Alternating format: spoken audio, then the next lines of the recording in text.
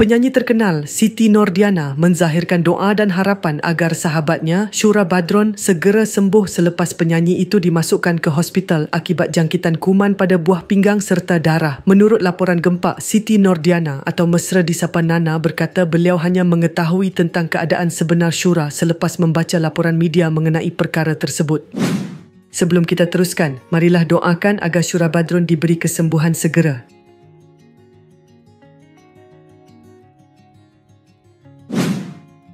Saya ada juga baca berita mengenai Shura. Saya doakan agar Shura sembuh, katanya ketika ditemui portal hiburan berkenaan. Nana berkongsi perkara itu semasa majlis pelancaran single terbaharunya berjudul Ahai yang berlangsung di Ibu Negara pada Jumaat. Bagaimanapun, penyanyi lagu Memori Berkasih itu mengakui beliau masih belum mendapat maklumat lanjut tentang tahap kesihatan terkini Shura. Saya tidak tahu tahap seriusnya, cuma saya doakan agar dia diberi kesembuhan, ujarnya.